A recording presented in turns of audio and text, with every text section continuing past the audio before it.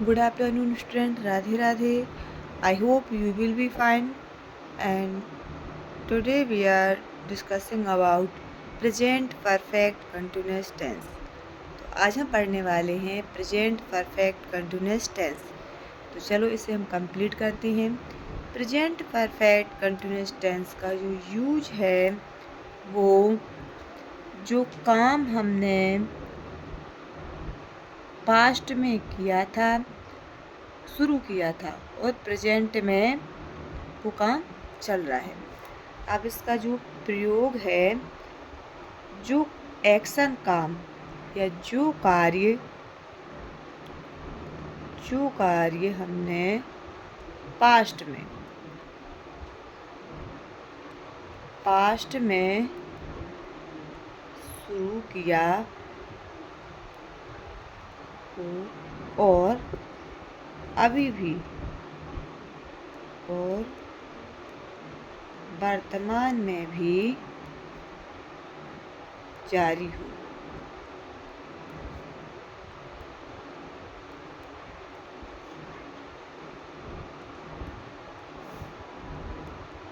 तो इस टेंस का यूज़ करते हैं या प्रयोग करते हैं। तो कहने का मतलब है कि जो कार्य हमारे द्वारा पास्ट में शुरू होते हैं और वर्तमान में भी जारी हो, अभी भी वो काम हो या अभी भी उसका असर हो, तो उसे हम प्रेजेंट परफेक्ट टेंस में पढ़ते हैं। तो इसका जो स्ट्रक्चर होता है वो है अफर्मेटिव सेंटेंस का। साधारण वाक्य का जो स्ट्रक्चर है, subject plus have has been plus verb का आईएनजी फॉर्म प्लस ऑब्जेक्ट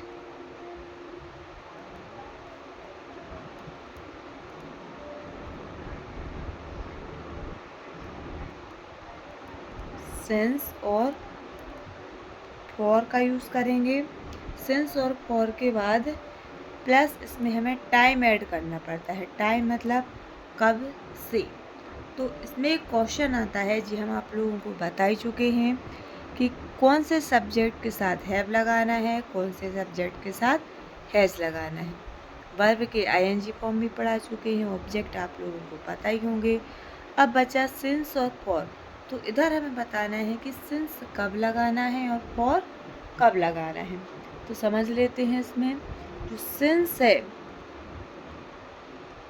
इसका मतलब निकलता है से। तो सिंस का जो यूज हम करते हैं वो स्टार्टिंग टाइम के लिए करते हैं, शुरुआत के समय, स्टार्टिंग टाइम के लिए। स्टार्टिंग टाइम मतलब आगे का समय दिया हो, इसके लिए हम किसका यूज़ करते हैं, आगे का समय हो, तो सिंस का यूज़ करते हैं। और फॉर का यूज जो है वो टोटल टाइम के लिए करते हैं। टोटल टाइम मतलब कुल समय कितना लगा है। कुल समय के लिए किसका यूज होता है, फॉर का। तो इसको हम एग्जाम्पल के माध्यम से समझ लेंगे। जैसे मान लो हमने एक एग्जाम्पल लिया यहाँ पे कि मैं 2 दिन से बुखार से पीड़ित हूँ। मैं 2 दिन से बुखार से पीड़ित हूँ, या मुझे 2 दिन से बुखार आ रहा है। तो इसको हम कैसे लगाएंगे, तो इसमें टाइम दिया है 2 दिन से। तो इसको जो हम बनाएंगे, सब्जेक्ट क्या है, आई के साथ क्या लगाते हैं, है। तो आई हैव बीन आएगा इसमें, आई हैव बीन, यहाँ तक हो गया। अब हमें देखना है वर्ब। तो वर्ब मतलब बुखार से पीड़ित है मतलब सफ़र कर रही। तो सफ़र क्या है, इसमें वर्ब है। वर्ब का कौन सा फॉर्म लगाना है, ING. I have been suffering, किस चीज़ से, फीवर से, फ्रॉम फीवर। अब देखना है इधर कि सिंस आएगा कि फॉर आएगा। अब टोटल टाइम दिया है 2 दिन से, कितने दिन से? 2 दिन से। टोटल टाइम दिया है तो क्या आएगा? फॉर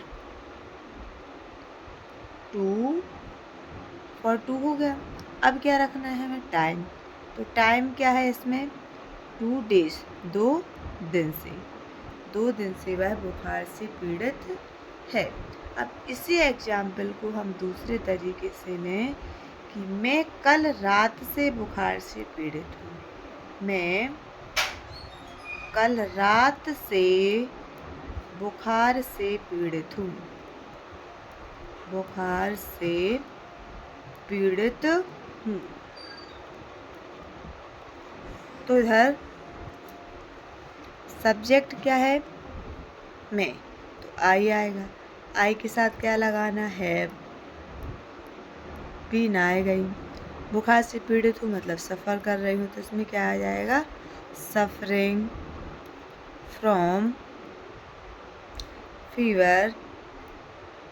अब इधर देखो, कल रात से, तो इसमें टोटल टाइम नहीं दिया है, आगे का समय दिया है, इसलिए इसमें हम क्या लगाएंगे? सिंस। सिंस। अब कल रात को क्या बोलेंगे? Last night. Last night. तो हमें इधर ध्यान रखना है कि जब समय दिया हो, चाहे वो 2 दिन हो, चाहे 3 बजे से हो, चाहे 10 साल से हो, चाहे 3 घंटे से हो, 10 साल से हो, तो उसमें हम क्या लगाएंगे? फॉर। और अगर स्टार्टिंग टाइम दिया है तो फिर क्या आ जाएगा? फिर आएगा इसमें सिंस। तो इसमें एक और सेंटेंस देख लेते हैं। जैसे हमने इसमें बोला कि मैं इस स्कूल में, मैं, या चलो इसको वह ले लेते हैं। वह इस स्कूल में 3 साल से पढ़ रहा है। 3 साल से, 3 साल से पढ़ रहा है। ठीक है, इसको हम देखते हैं। वह है, रहा है, मतलब कोई लड़का है, तो क्या लगाएंगे? ही। ठीक है, ही के साथ क्या लगाना है? ही के साथ हैज। ही हैज बीन तो आएगा ही।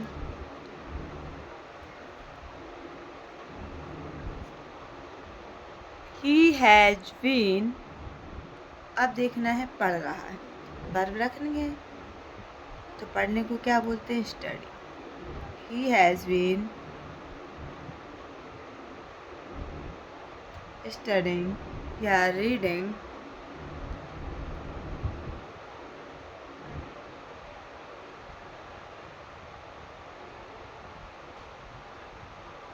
स्टडिंग। फिर क्या रखना है? ऑब्जेक्ट। ऑब्जेक्ट क्या है? In this school. In this studying in this school. अब इधर देखना है 3 साल। 3 साल से, 3 साल से मतलब टोटल टाइम। टोटल टाइम के लिए क्या लगाना है? टोटल टाइम के लिए क्या लगाएंगे? फॉर। फॉर कितने साल से? 3 साल से, तो 3 को लिखेंगे 3 years। ठीक है, वह इस स्कूल में 3 साल से पढ़ रही है, तो she has been studying in this school. He has been studying in this school for 3 years। ठीक है, इतना आप लोगों को समझ में आ गया होगा। नेगेटिव सेंटेंस का भी एक स्टेप वो देख ले रहे हैं कि जब हम नेगेटिव सेंटेंस बनाएंगे तो नेगेटिव सेंटेंस में हम किस तरीके से है इसको लिखेंगे। तो नेगेटिव सेंटेंस में इसका जो स्ट्रक्चर रहेगा वो हमें थोड़ा सा ध्यान रखना है। सब्जेक्ट तो सेम रहेगा, सब्जेक्ट इसमें जो है वो सेम रहेगा। अब हमें क्या देखना है कि सब्जेक्ट प्लस हैज, है,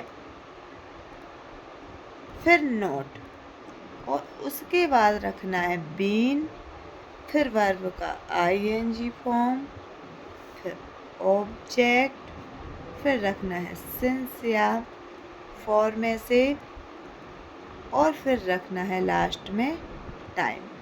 ठीक है, तो इधर हमें कुछ नहीं करना है, ध्यान से सिर्फ नॉट जो है वो हैव और हैज के बीच में रखना है। जैसे इसका एग्जाम्पल है,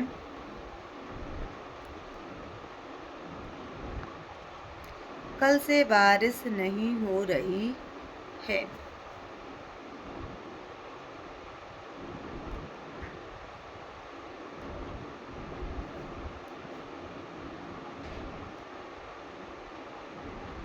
कल से बारिश नहीं